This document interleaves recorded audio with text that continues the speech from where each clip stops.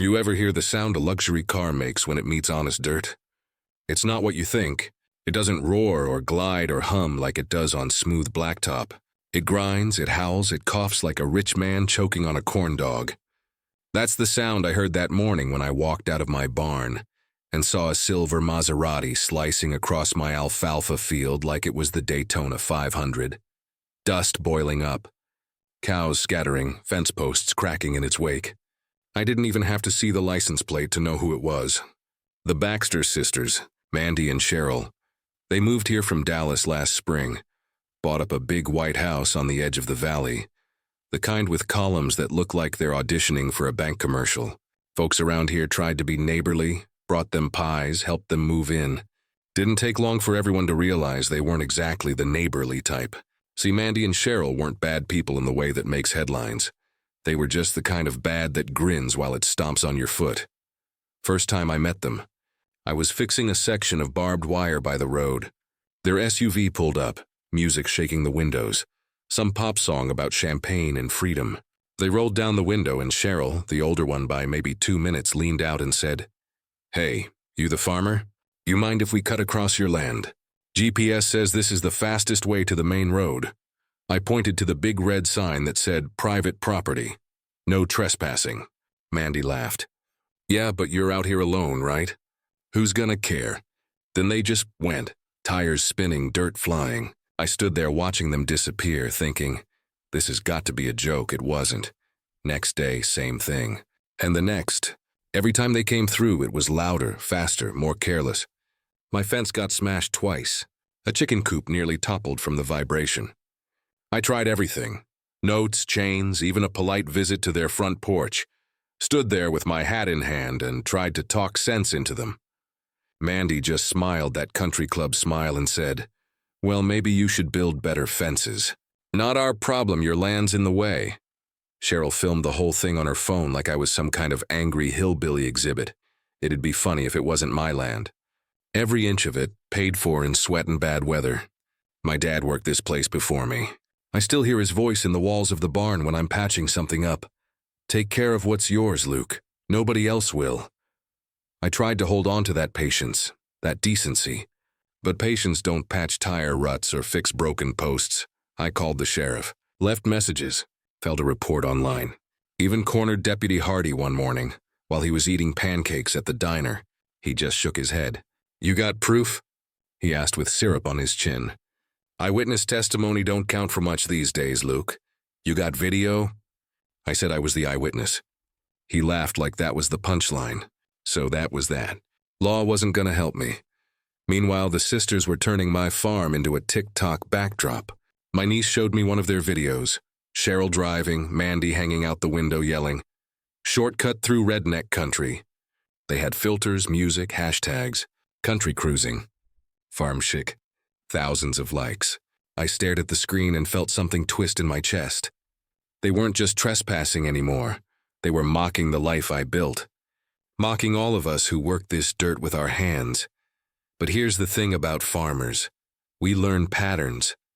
We notice when the air shifts before a storm, when the soil's about to turn, when a crop's gonna fail. So I started noticing them. They always came the same way. Down from the ridge, across the low patch near the creek, around 5 in the afternoon when the sun hit just right and made the field look firm. But that spot, it wasn't firm. Underneath the crust, it was clay. Thick, sticky clay that held water like a grudge. That's when I got an idea. Not revenge exactly, just balance. The land takes what it's owed.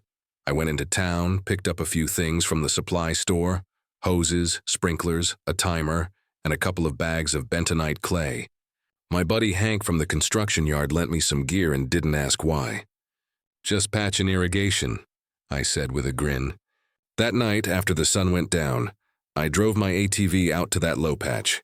Crickets were singing, air heavy with the smell of summer rain. I dug out a shallow pit about 20 feet wide, lined it with straw and dirt so it looked untouched, ran hoses underneath the top layer, hooked them up to the water tank, set the timer, then added a switch I could trigger from the fence line. It took 3 nights of quiet work, but by the end, I had what you might call a welcome mat, Looked solid from above, but take one wrong step, and the ground would turn to pudding. I tested it with a hay bale. Rolled it out into the middle, watched it sink half its height before stopping, smiled, wiped the sweat off my neck and whispered, "That'll do." Then I waited. Couple days went by. Every sound of an engine had me peeking out the window. Every trail of dust in the distance had me reaching for my binoculars. Then late Friday afternoon I heard it, that bass-heavy rumble, that peacock roar of money with no manners. I walked out to the fence and leaned on it, arms crossed, trying to look casual. The Maserati gleamed silver under the sunset, engine purring like it thought it owned the place. Mandy had her phone out, already recording. Cheryl wore those ridiculous oversized sunglasses, the kind that could double as windshields. I could hear her laugh over the music, see the shimmer of her rhinestone jacket. She honked twice, mocking like she was announcing her victory lap. I gave her a little wave. Evening ladies, they didn't slow down. In fact, I swear she hit the gas harder.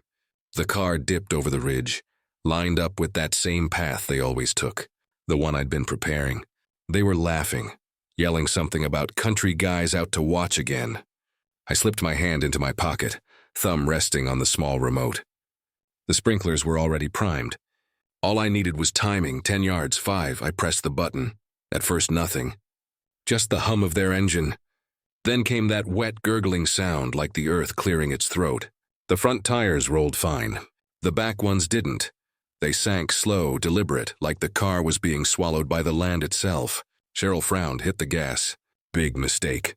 Mud sprayed high into the air, splattering the car's shiny rear end. The more she fought it, the deeper it went. Within seconds, the car tilted, nose up, back end buried. Mandy shrieked, "What's happening?" Cheryl snapped, "Shut up, I got it." But she didn't. The Maserati groaned, tires spinning helplessly, clay spitting up like it was alive. I couldn't help but grin. It wasn't cruelty, it was just cause and effect. You mess with the ground long enough, the ground remembers. Mandy flung open the passenger door and jumped out, straight into knee-deep sludge. The look on her face when her designer sandals vanished was something I'll never forget. She screamed, arms flailing, slipped backward, and landed flat on her back in a mix of mud and cow manure I'd spread there that morning. "Oh my God, this is disgusting," she screeched. Cheryl tried to climb out her side window, cursing up a storm, but the hood was slick. She slipped, caught herself, then fell sideways into the muck next to her sister. Two sparkling, angry, mud-soaked city girls floundering like toddlers in chocolate pudding. And just when I thought it couldn't get better, another car rolled up behind them, a little red convertible full of their friends. I guess the sisters had invited an audience this time.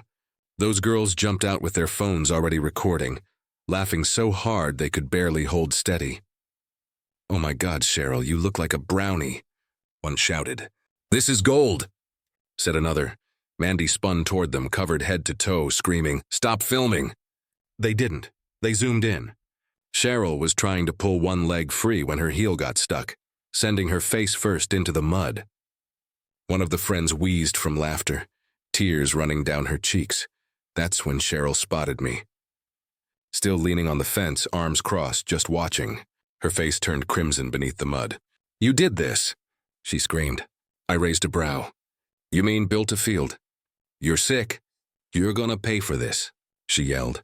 I pulled out my phone, aimed the camera at them, and said calmly, "Funny, that's what I told the sheriff I'd do. Get proof." Their friends lost it. "Oh my God, he's filming back." That's when I heard the deep blare of an air horn in the distance. Not cops, tow truck. I'd called one an hour earlier, told the driver to swing by just in case.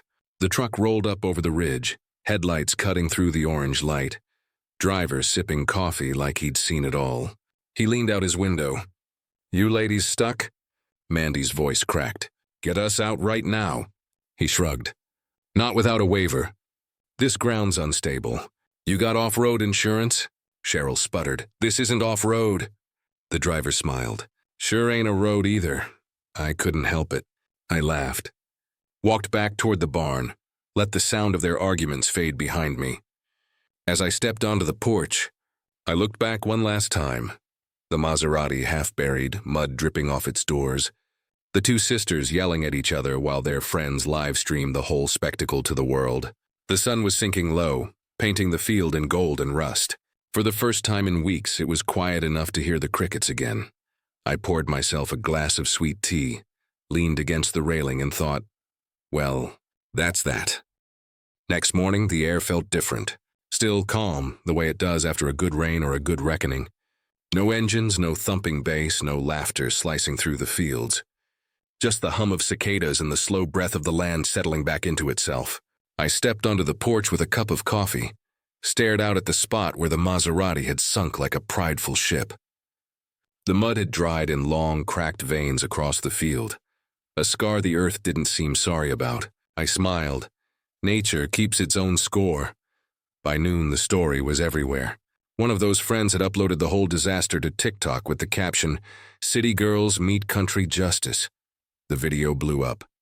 Millions of views in a single day. Slow motion clips, remixes, reaction videos. Somebody even added dramatic violin music to the moment Cheryl face-planted in the mud. Folks in town couldn't stop talking about it. Harold, my neighbor from up the hill, the man's been cranky since Reagan, actually laughed so hard he cried when I showed him. "Well, Luke," he said, wiping his eyes, "looks like karma's finally got four-wheel drive. But fame, if that's what you want to call it, don't come without noise." 2 days later, a guy in a tight suit and shiny shoes showed up at my gate holding a manila envelope like it was a weapon. "You Luke Harlan?" he asked. I nodded. He handed me the envelope, didn't even make eye contact. "You've been served." Then he turned and left like he'd dropped off a pizza. Inside, 20 pages of legal nonsense. The Baxter sisters were suing me for intentional property damage, emotional distress, and public humiliation. According to their lawyer, I had created a booby-trapped terrain with malicious intent to embarrass. They even attached photos of themselves caked in mud, scowling like raccoons who lost a fight. I sat at the table reading it, shaking my head, half laughing, half boiling. I called my lawyer, Vic, old friend from high school, used to borrow my truck every time his broke down. He listened quiet for a bit, then started laughing so hard I had to pull the phone away from my ear.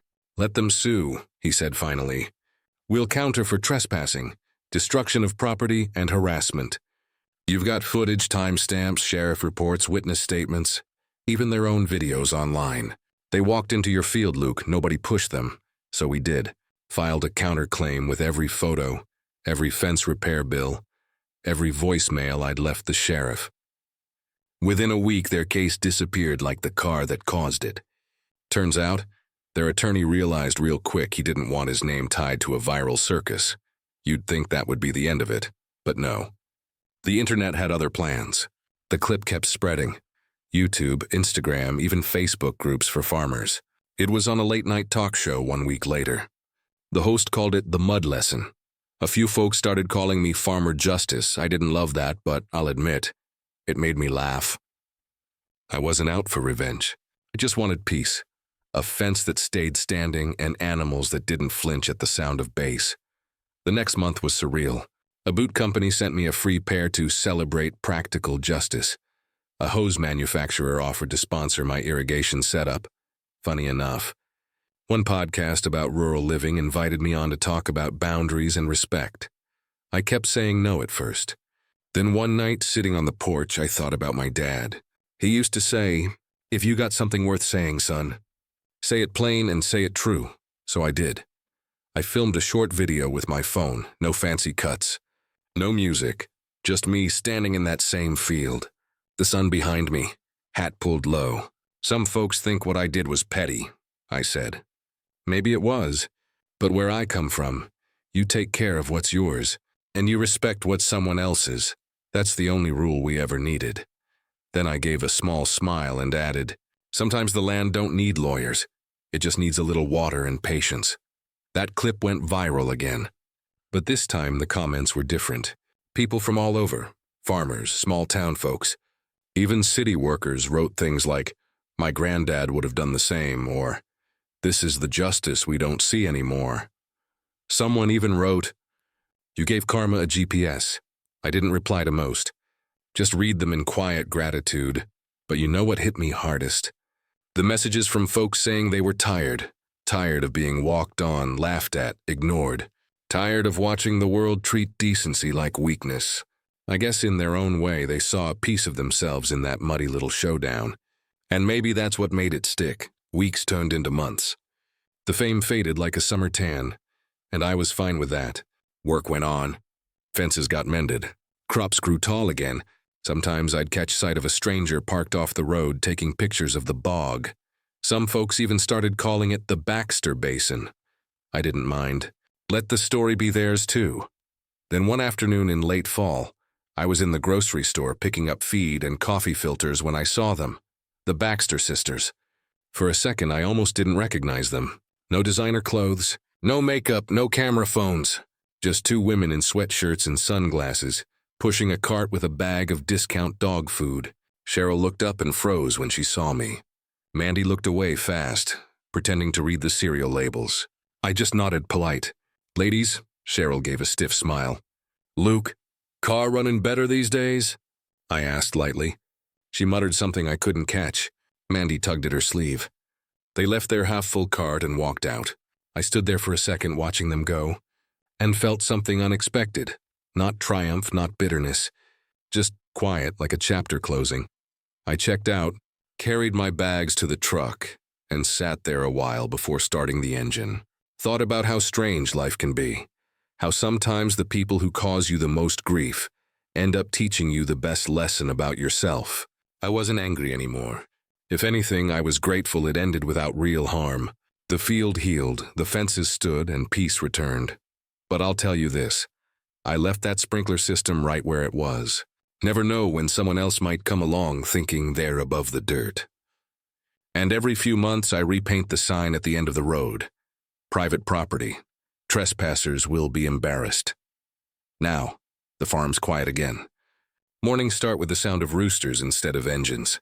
Evenings end with crickets, not car horns. Sometimes I walk out to that old pit, run my hand through the soil, feel how firm it's gotten again, how alive. The land forgives, but it doesn't forget. Funny thing is, I still get emails and letters from strangers, folks asking if it really happened, if I planned it, if I regret it. Truth? Maybe I could have handled it differently. Maybe not. But there's a kind of justice that doesn't come from courts or cops. It comes from patience, from knowing your worth, and standing still when someone tries to run over it. So if you're watching this, wondering where the line is between payback and principle, maybe it's not about revenge at all. Maybe it's just about reminding the world that fences aren't there to keep people out. They're there to show what matters inside. Anyway, that's my story. Tell me what you think. Would you have done the same? Or would you have just let it go? Drop your thoughts in the comments below. Share it with someone who needs a little reminder that karma doesn't always knock. It sometimes revs its engine first. And remember, don't mess with farmers. The earth always bites back,